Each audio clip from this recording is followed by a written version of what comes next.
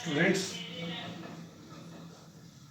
आज मैं आरसीसी के अंदर जो सब्जेक्ट कोड 303 है उसके वीडियो शुरू कर रहा हूं और आपको यूनिट वाइज सिलेबस वाइज सारे मिलते रहेंगे।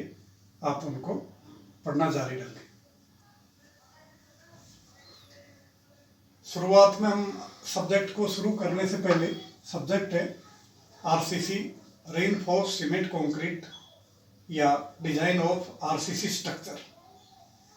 तो एक तो इसके अंदर आपको आईएस कोड आपने कंक्रीट में भी बहुत सारे बच्चों ने ये लिया था, नहीं हो तो आप इसको डाउनलोड कर और अपने पास रखें। इसको सॉफ्ट या हार्ड कॉपी जैसे भी आप रखना चाहो। IS 456/2000 latest code for plain and reinforcement concrete. तो ये आपके पास ज़रूरी होना चाहिए क्योंकि इसकी हेल्प लेकर ही आप डिज़ाइन कर पाओगे। तो शुरुआत में इसको भी मैं बीच बीच में इसके जो क्लासेज हैं आपको बताता रहूँगा। सबसे पहले इंट्रोडक्शन कि आरसीसी क्या है, उसकी ज़रूरत क्यों पड़ी, उसके बारे में हम शुरुआत में देखेंगे कि आरसीसी को हम किस तरह से देखें इस सब्जेक्ट को। एक होता है पीसीसी या सीमेंट कंक्रीट और आरसीसी। अगर हम सीसी की बात करें सीमेंट कंक्रीट की या प्लेन सीमेंट कंक्रीट की, तो इसकी सबसे बड़ी कमी क्या है कि ये वीक इन टेंशन है। अगर टेंसाइल स्ट्रेंथ इसकी देखें तो बहुत पुअर है। तो इसको हम एज ए फ्लेक्सर मेंबर्स या जहाँ पर टेंसाइल स्ट्रेस पैदा हो वहाँ पर यूज नहीं कर सकते। इसकी स्ट्रेंथ क्या है? इसकी स्ट्रेंथ है कंप्रेसिव स्ट्रेंथ में बहुत स्ट्रॉन्ग है। सीसी कंक्रीट है या सिर्फ आप कंक्रीट बोल सकते हो सीसी को, तो वह वेरी स्ट्रॉन्ग इन कंप्रेशन, लेकिन डायरेक्ट टेंशन में, फ्लेक्सुरल टेंशन में और इनडायरेक्ट टेंशन जैसे शियर उनके अंदर बहुत वीक है। तो इसकी सबसे बड़ी जो कमी है मुख्य तौर पर, यानी सीमेंट कंक्रीट में जो टेंसाइल सामर्थ्य है वो मात्र 10% है कंप्रेसिव स्ट्रेंथ की, और कंक्रीट की जितनी भी सारी जो स्ट्रेंथ है वो सारी सीमेंट कंक्रीट की कंप्रेसिव स्ट्रेंथ पर आती है। चाहे वो टेंसाइल स्ट्रेंथ है, चाहे वो मॉडुलस ऑफ रप्चर है, चाहे वो बॉन्ड है, चाहे शियर है, चाहे ड्यूरेबिलिटी है, चाहे इम्परमेबिलिटी है, चाहे कोई भी स्ट्रेंथ है, वो सारी इसकी क्यूब स्ट्रेंथ के ऊपर डिपेंडेंट है। ये आपने कंक्रीट में पढ़ चुके हो। जैसे आरसीसी में मान लो कि M20 कंक्रीट ग्रेड यूज करें तो 20 उसकी characteristic compressive strength, 150 mm cube की 28 दिन क्यूरिंग के बाद 20 न्यूटन पर mm² आनी चाहिए। तो इसी तरह से अगर हम देखें अलग अलग कंक्रीट ग्रेड यूज करते हैं। आरसीसी की जरूरत क्यों पड़ी? R means reinforced, R means reinforce, CC वही है। तो रीइंफोर्समेंट का मतलब जब कंक्रीट या सीमेंट कंक्रीट टेंशन में वीक है, टेम्परेचर श्रिंकेज के अंदर क्रैक आ सकते हैं, तो उसके अंदर रेमेडी निकाले कि हमने रीइंफोर्समेंट के बार यूज करें, स्टील के बार यूज करें सीमेंट कंक्रीट के अंदर, ताकि कंक्रीट स्ट्रॉन्ग हो जाए। Tension, compression, bending, shear, shrinkage, temperature सब के अंदर कंक्रीट स्ट्रॉन्ग हो जाए। इसके लिए इस रीइंफोर्समेंट की जरूरत पड़ी। ये स्टील बार के अलग अलग डाया में 8, 10, 12, 16, 20 mm का हो सकता है जो कंक्रीट के अंदर अपन यूज करते हैं। तो इसलिए आरसीसी की जरूरत पड़ी।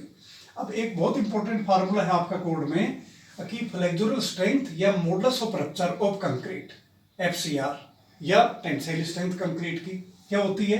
0.7√FC मेगापास्कल के अंदर इसकी यूनिट है।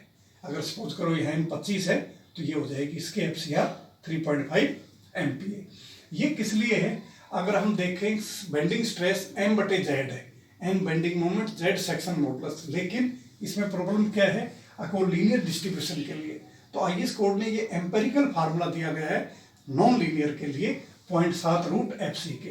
हालांकि वैसे तो हम कंक्रीट में यानी आरसीसी में जो कंक्रीट की जो स्ट्रेंथ है वो टेंशन में हम नेग्लेक्ट मान के चलते हैं। ओनली कंक्रीट किस में स्ट्रॉन्ग है? कंप्रेशन में। तो वह जोन जो कंप्रेशन में है उसको हम कंसिडर करते हैं कंक्रीट को, और टेंशन जोन में कंक्रीट को कंसिडर नहीं करते। लेकिन फिर भी कोड ऐसा एक रेफरेंस पॉइंट है, अगर इतनी स्ट्रेस पहुंच जाएगी तो उस पर क्रैक शुरू हो जाएगी। क्रैकिंग स्टार्ट हो जाएगी। तो ये फार्मूला बहुत इंपॉर्टेंट है, तो इसको आप याद रखिए, इससे डायरेक्टली रिलेटेड प्रश्न भी पूछ सकते हैं। एक है modulus of elasticity of concrete 5000 root FC K, ये भी आप याद रखिए। Short term static modulus of elasticity है, लॉन्ग टर्म नहीं, short term 5000 root FC K unit MP है। पॉइजन्स रेशियो भी डिजाइन में कई बार यूज होता है, 0.15 to 0.20, सामान्य तौर पर इसको 0.2 वैल्यू कंसिडर कर लेते हैं। Modulus of elasticity of steel 2 × 10⁵ MPa, चाहे माइल्ड है चाहे टोर है, तो ये modulus of elasticity of steel भी, इसकी वैल्यू आप याद रखेंगे जो कोड में दी हुई है। टेंसाइल जो सामर्थ्य कंक्रीट की, वो कंप्रेशन की या क्यूब स्ट्रेंथ की FCK की 10% है या 10 से 12% है।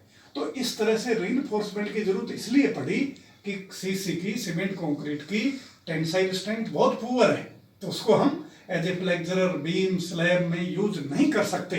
यानी सीसी अगर है तो उसको हम जो मास कंक्रीट में सच एज डैम्स, पेडेस्ट्रियल आसानी से यूज कर सकते हैं। लेकिन अगर उसी को अगर हम फ्लेक्सुरल मेंबर यूज करें, बीम स्लैब यूज करें, तो उसके अंदर टेंशन जोन में क्रैक हो जाएंगे।